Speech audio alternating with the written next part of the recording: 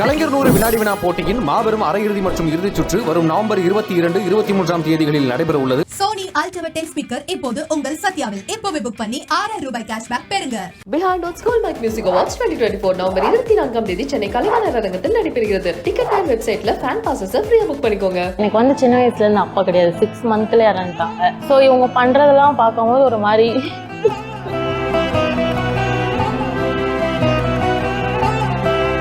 ஒரு மாதிரி எமோஷ்னலாக ஹாப்பியாக இருக்குது.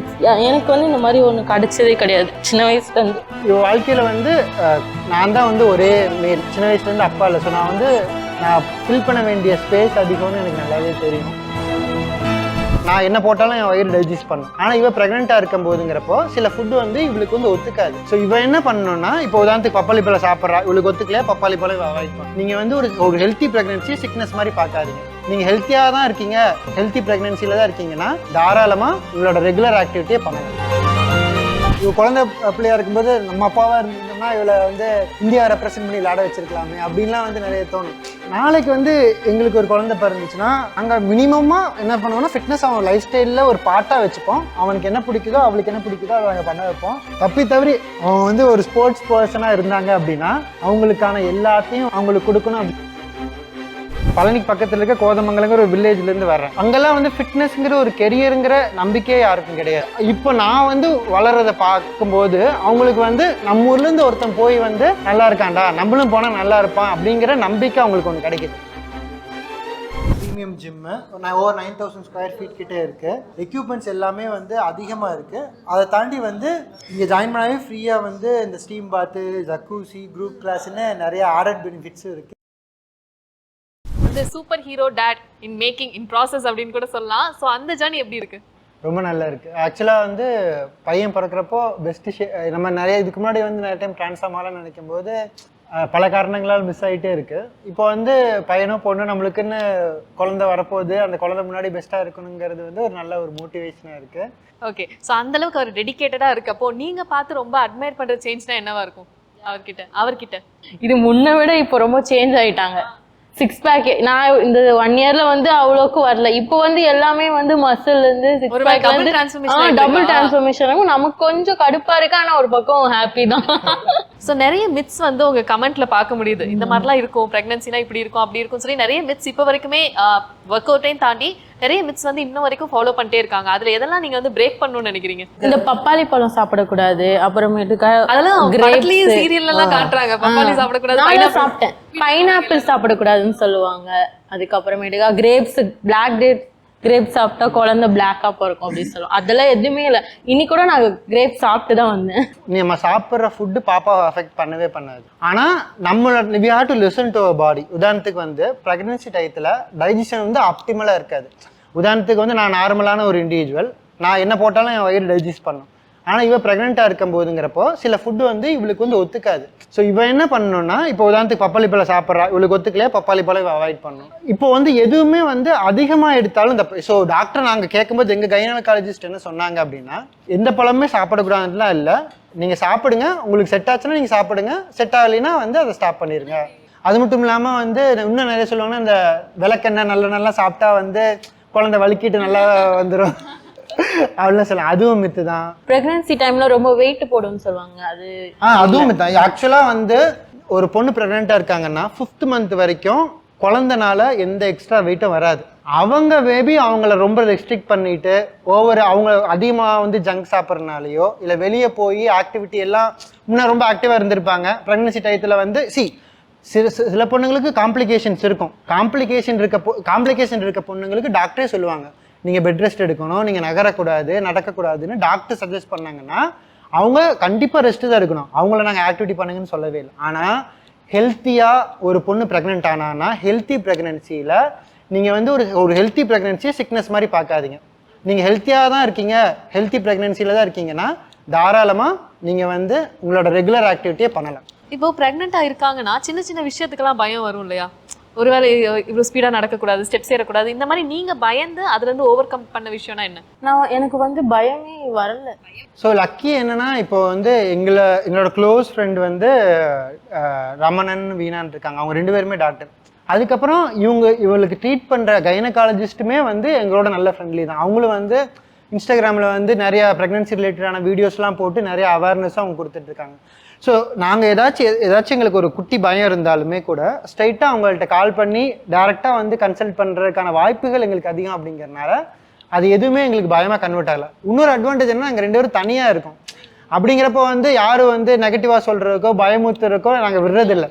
காலையில் எழுந்திரிச்சா நாங்கள் எங்கள் வீட்டில் இருப்போம், இல்லைனா ஒர்க் அவுட் பண்ண ஜிம்முக்கு வருவோம், எனக்கு கண்டென்ட் க்ரியேட் பண்ணி ஹெல்ப் பண்ணுவா, ஆன்லைன் கிளைண்ட்ஸ் பார்க்குறது அந்த மாதிரி தான் இருக்குமே ஒழிஞ்சு எங்களை நாங்களே ரொம்ப ஆக்குப்பைடாக வச்சுக்கிறதுனால வெளியிருந்து வர்ற அந்த மித்து நெகட்டிவிட்டி பார்க்கல.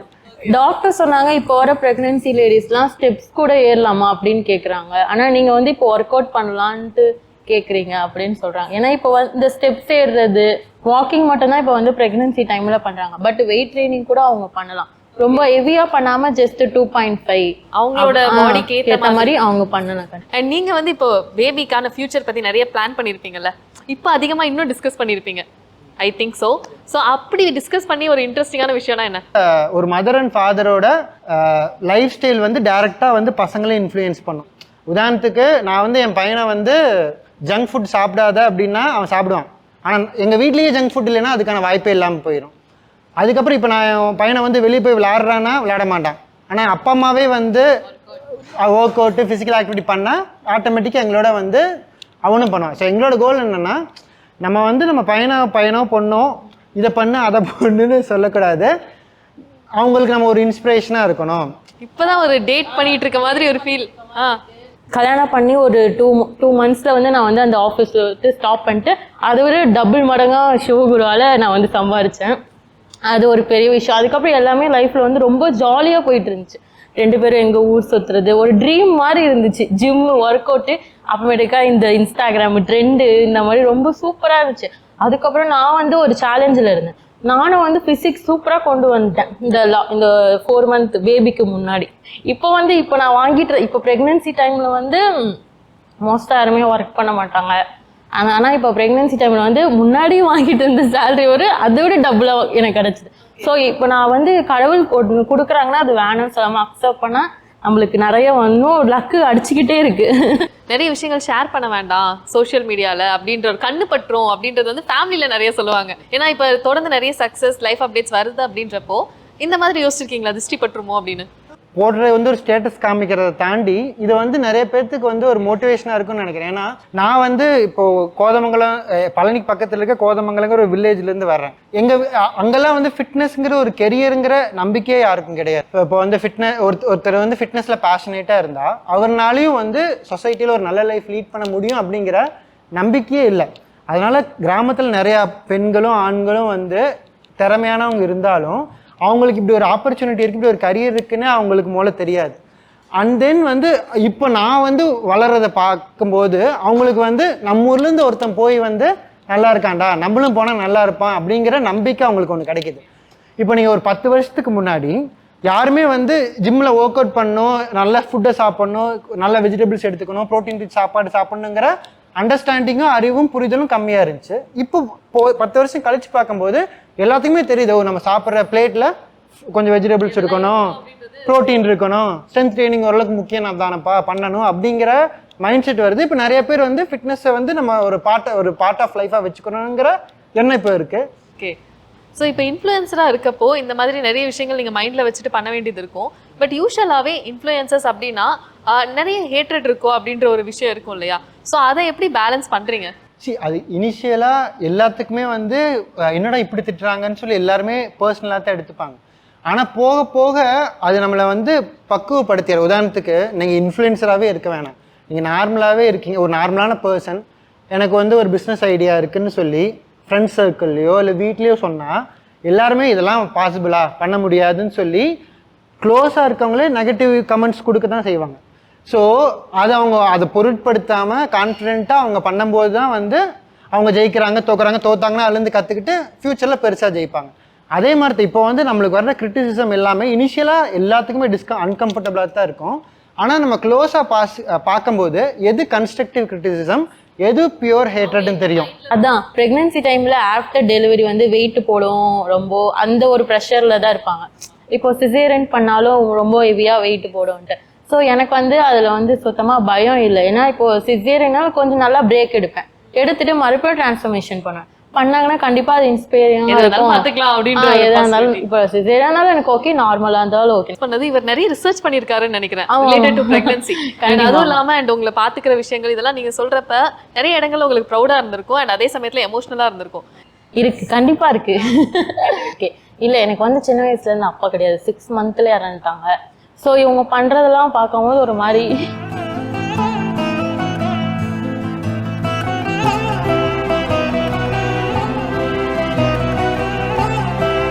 ஒரு மாதிரி கஷ்டம், ஒரு மாதிரி எமோஷனலாக ஹாப்பியாக இருக்கு. ஹாப்பி டியர்ஸ் இது. இந்த மாதிரிலாம் நான் எனக்கு வந்து இந்த மாதிரி ஒன்று கிடைச்சதே கிடையாது சின்ன வயசுலேருந்து. அது அந்த ஒரு ரீசனுக்கே நான் வந்து குழந்தை சீக்கிரமாக நம்ம எப்போ வந்தாலும் ஓகே வச்சுக்கலாம், அது வேணாம்னு சொல்லக்கூடாது. ஏன்னா இதெல்லாம் நான் பார்க்கணுன்ட்டு ரொம்ப ஆசை. இவரோட இந்த ஃபாதரான ஒரு டிரான்ஸ்ஃபர்மேஷன் அண்ட் உங்களுக்கு குழந்தைக்கு கிடைக்க போகிற அந்த ஒரு லவ் அதெல்லாம் பார்க்கணுன்னு ரொம்ப ஏன்னா வெயிட் பண்ண எங்கேயாச்சும் வெளியே போனாலும் எங்கள் வீட்டில் யாருமே இருக்க மாட்டாங்க. அப்போல்லாம் ரொம்ப மிஸ் பண்ணியிருக்கேன்னா. ஸோ ஆஃப்டர் குழந்தை வந்ததுக்கப்புறம் அந்த ஒரு நாளும் நான் கூடயே இருந்து பார்ப்பேன்ட்டு ஒரு ஹாப்பியாக இருக்கு. ஸோ நீங்கள் ரொம்ப எக்ஸைட்டடாக இருக்கீங்க இவரோட அப்பாவா சீக்கிரமாக பார்க்குறதுக்கு. உங்களுக்கு அதெல்லாம் யோசிக்கிறப்ப எப்படி இருக்கு ப்ரோ? ரொம்ப பெரிய ஷூஸ் தான். இப்போ வந்து பேசிக்காக சின்ன வயசுலேருந்து அப்பாவோட பாசத்தை கிடைக்கல அவளுக்கு. எப்படி இருக்கும்னு கூட தெரியாது இப்போ வரைக்கும். எல்லாருமே அவங்க அப்பா கூப்பிட்டு வருவாங்க, அப்பெல்லாம் நம்ம மிஸ் பண்ணியிருக்கோம்ல, அதெல்லாம் ஒரு என்ன ஃபீல்னே எனக்கு தெரியாது. ஸோ இப்போ வந்து இப்போத்துலேருந்தே எனக்கு வந்து அது ஒரு வாட்டியும் அவங்க எல்லாமே பண்ணும்போது ஒரு மாதிரி டிஃப்ரெண்ட்டாக இருக்குது. ஸோ ஆஃப்டர் பேபி வந்ததுக்கப்புறம் தெரியும் எனக்கு என்ன சொல்கிறது. ஸோ எனக்கு தெரியும் இப்போ வந்து லவ் பண்ணும்போதே வந்து நான் வந்து மிகப்பெரிய ஷூஸை ஃபில்லின் பண்ண போகிறேன். இப்போ வந்து நான் இப்போது வாழ்க்கையில் வந்து நான் தான் வந்து ஒரே மேல், சின்ன வயசுலேருந்து அப்பா இல்லை. ஸோ நான் ஃபில் பண்ண வேண்டிய ஸ்பேஸ் அதிகம்னு எனக்கு நல்லாவே தெரியும். அதனாலேயே வந்து இப்போது கோமதி வந்து எனக்கு ஒய்ஃப் மட்டும் இல்லை, இப்போ கெரியர் வைஸும் சரி எல்லாமே வந்து அப்பா இருந்தால் இவளை எப்படி பார்த்துருந்துருப்பாங்க, அந்த குறை நம்ம வச்சிடக்கூடாது, இவளை நல்லா பார்த்துக்கணும். கெரியர் வைஸும் சரி இவ வந்து ஸ்போர்ட்ஸ் கோட்டை தான், ஸ்கூல் காலேஜ் எல்லாமே ஸ்போர்ட்ஸ் கோட்டை தான். இப்போது தமிழ்நாடு ரெப்ரசன்ட் பண்ணிலாம் நிறைய டைம் 3 times வந்து ஸ்டேட் போய் விளாண்டுருக்கா. ஆனால் வந்து இவ ஃபிட்னஸ் ரிலேட்டடாக எதுவும் பண்ணலை. காலேஜ் ஒன்ஸ் வந்து லாக்டவுன் முடிச்சதுக்கப்புறம் காலேஜ்லேருந்து பிகாமில் வந்து ஒரு நார்மல் ஜாபில் தான் இருந்தேன். ஸோ இவ வந்து 15 வருஷம் எஃபர்ட் போட்டு ஃபிட்னஸ் ஃபீல்டில் இவனால் பண்ண முடியல, சி டிசர்வ்ஸ் மோர்னு நான் இவளை பார்த்தப்பிலேருந்தே நான் ஃபீல் பண்ணிகிட்டே இருந்தேன். ஸோ என்னோட பெரிய ஷோ ஆஃப் என்னென்னா, நான் வந்து என் ஒய்ஃபுக்கு பிடிச்ச ஃபீல்டில் அவளை வந்து இப்போ வந்து ஒரு கன்சிடரபிள் ஆளாக, இப்போ கோமதின்னு பேர் சொன்னால் தமிழ்நாட்டில் தெரியும், ஃபிட்னஸில் அவளுக்கு வந்து பெரிய பிராண்டோட ஸ்பான்சர்ஷிப் இருக்குது. ஸோ என் பொண்டாட்டியை நான் வந்து பெரிய ஆக்கிட்டேன். என்ற பொண்டாட்டி. ஸோ என்ற பொண்டாட்டி என்னோட பெருமை. நீங்க வந்து என்னென்ன பிளான்ஸ் வச்சிருக்கீங்க இதுக்கப்புறம்? ஏன்னா பேர்ல வைக்கிறதெல்லாம் இப்ப இருந்தே டிஸ்கஸ் பண்ணிருப்பீங்கல்ல, உங்க பேர்ல இருந்து பாதி அவங்க பேர்ல இருந்து பாதி. இவளுக்கு என்ன ஒரு ஆசைன்னா வந்து வானத்துல இருக்க பேரா வைக்கணுமாமா. ஸ்டார், சூர்யா, நட்சத்திரம். நான் பொண்ணு அந்த நட்சத்திரான்னு வைக்கல நான் சொன்னேன். அப்புறம் அந்த ஸ்கை ரிலேட்டடா வைக்கணும், நிலா. இவங்க அக்கா பொண்ணுக்கு வந்து நிலான்னு பேர் வச்சிருக்காங்க. ஸோ நிலா பேர் வந்து எடுத்துட்டாங்க, வைக்க முடியாது, போயாச்சு. ஸோ அந்த மாதிரி வந்து இப்போ நிலான்னு எடுத்தா கவி நிலான்னு வைக்கலாம் அப்படின்னு நான் சொல்லுவேன். ஸோ அந்த மாதிரி வந்து பொண்ணு பேரா வருது பார்த்தீங்களா? பொண்ணு தான் வந்து அப்பா நல்லா இருக்கும்ல பொண்ணு. பசங்கன்னா வந்து ஒரு குகையில 2 சிங்கம் இருக்க முடியாது. ஓ, பட் ஆனா உங்களுக்கு வந்து அவரோட மினி வெர்ஷனை பார்க்கணுன்றது தானே ஆசை? ஆமா ஆமா. இப்போ வந்து எனக்கு என்னன்னா வந்து இப்போ கோமதி வந்து இன்னுமே வந்து ஃபோக்கஸ் பண்ணியிருந்தா நேஷ்னல் லெவலில் போயிருந்துருக்கலாம். ஸோ எனக்கு எப்பவுமே ஒரு ஆதங்கம் இருக்குது, நம்ம இன்னும் கொஞ்சம் முன்னாடியே வந்திருந்தோம்னா இன்னும் பெட்டராக ஆக்கிக்கலாமே. இவ குழந்தை பிள்ளையா இருக்கும்போது நம்ம அப்பாவாக இருந்திருந்தோம்னா இவளை வந்து இந்தியா ரெப்ரசென்ட் பண்ணி விளையாட வச்சிருக்கலாமே அப்படின்லாம் வந்து நிறைய தோணும். நாளைக்கு வந்து எங்களுக்கு ஒரு குழந்தை பிறந்துச்சுன்னா அவன் வந்து ஃபிட்னஸில் இவ்வளோ இன்டென்டாக இருப்பானா இல்லை இருப்பாளா தெரியாது. ஆனால் வந்து நாங்கள் மினிமமாக என்ன பண்ணுவோம்னா ஃபிட்னஸ் அவன் லைஃப் ஸ்டைலில் ஒரு பார்ட்டாக வச்சுப்போம். அவனுக்கு என்ன பிடிக்குதோ அவளுக்கு என்ன பிடிக்குதோ அதை நாங்கள் பண்ண வைப்போம். தவிர அவங்க வந்து ஒரு ஸ்போர்ட்ஸ் பர்சனாக இருந்தாங்க அப்படின்னா அவங்களுக்கான எல்லாத்தையும் வந்து எங்களுக்கு சின்ன வயசில் எங்களுக்கு கிடைக்காத எல்லாத்தையும் அவங்களுக்கு கொடுக்கணும் அப்படிங்கிறது. நிறைய பேர் அதுக்கு வந்து ரொம்ப நெகட்டிவாலாம் திட்டுவாங்க, வீடியோ போட்டு சம்பாதிக்கிறான் அப்படிலாம் சொல்லும்போது நான் அப்படிலாம் இல்லை, நாங்கள் வந்து இப்போ வீடியோ போட்டால் சம்பாதிக்கணும், வேலைக்கு போகிறது இல்லையா. ஆனால் இதுவே ஒரு 24 hours ஒர்க்குன்னு உங்களுக்கு தெரியும்.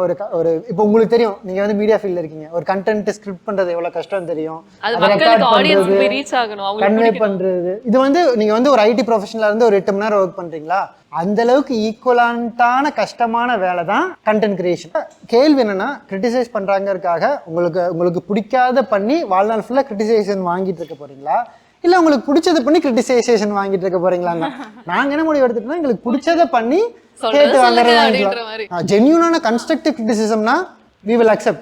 நீங்கள் சும்மா வெறும்னே ஹேட் பண்ணுறீங்கன்னா அது வந்து எங்களுக்கு என்ன தெரியும்னா, நாங்கள் என்ன பண்ணாலும் ஹேட் இருக்க தான் செய்யும். நம்ம யாருமே வந்து நம்ம வந்து கடவுளுக்கே ஹேட் இருக்கும்போது நாங்களாம் எதிர்பார்த்துறோம். ஓகே, இன்னொரு ஃபைனல் கொஸ்டின். இப்போ நிறைய பேர் வந்து சொல்லுவாங்க இஷ்டத்துக்கு இந்த மாதிரி அவங்க நேரில் வந்து பார்த்த மாதிரி சில விஷயங்கள் சொல்லுவாங்க இல்லையா, லட்சக்கணக்கில் கோடிக்கணக்கில் சம்பாரிச்சிட்டு இருக்காங்க அப்படின்னு சொல்லி சில ரூமர்ஸ்லாம் வரப்போ நல்லா தானே இருக்கு இந்த ரூமர், சொல்லிட்டு போட்டு அப்படின்னு சொல்லி சிரிச்சதெல்லாம் இருக்கா? இப்போ வந்து ஜென்ரலா வந்து உனக்கு என்னப்பா கார் வாங்கிட்டீங்க,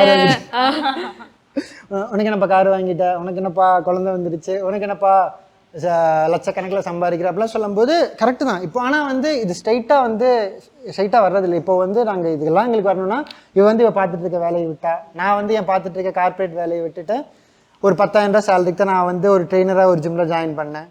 ஒரு 3 வருஷம் 4 வருஷம் எஃபர்ட் போட்டதுக்கப்புறம் எங்களுக்கு வந்து ரிவார்டு கிடைச்சிருக்கு. ஆனால் வெளியிருந்து பார்க்குறவங்களுக்கு ஜஸ்ட் ஒரு டிரான்ஸ்ஃபர்மேஷன் இப்படி ஒரு கிராஃபா பார்த்துட்டு போயிடுறாங்க, அதுக்குள்ள இருக்க அந்த ஸ்ட்ரகிள்ஸ் பார்க்குறாங்க. நான் எப்பவுமே கஷ்டத்தை க்ளோரிஃபை பண்ணவே இல்லை. எல்லா வாழ்க்கையிலும் கஷ்டம் இருக்கும், அந்த மாதிரி எங்கள் வாழ்க்கையிலும் கஷ்டத்தை இருக்குது. நாங்கள் அதை வந்து அந்த கஷ்டத்தை பொருட்படுத்தாமல் எங்களுக்கு பிடிச்சதை பண்ணுறோம். ஸோ எதனால அப்புறம் பர்டிகுலராக இந்த ஜிம் சூஸ் பண்ணீங்க? இந்த ஜிம் சூஸ் பண்ணது காரணம் வந்து காரணம் வந்து ஜிம்மோட ஓனர் வந்து எனக்கு நல்ல ஃப்ரெண்டு. நாங்கள் ஒன்றா வந்து ஒரு 2 years கிட்ட ஒர்க் பண்ணியிருக்கோம்.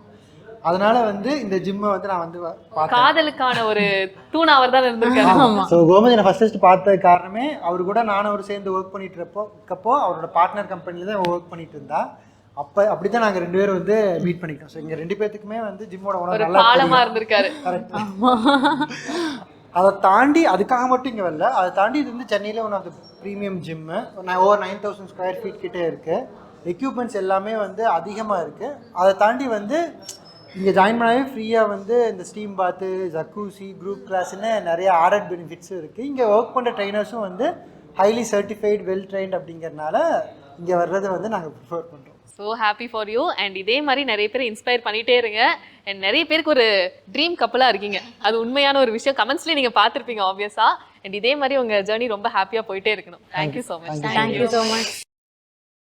கலைஞர் 100 வினாடி வினா போட்டியின் மாபெரும் அரையிறுதி மற்றும் இறுதிச் சுற்று வரும் நவம்பர் 22, 23 தேதிகளில் நடைபெற உள்ளது. சோனி அல்ட்ரா 10 ஸ்பீக்கர் இப்போது உங்கள் சத்யாவில். இப்போவே புக் பண்ணி 6000 ரூபாய் கேஷ்பேக் பெறுங்க.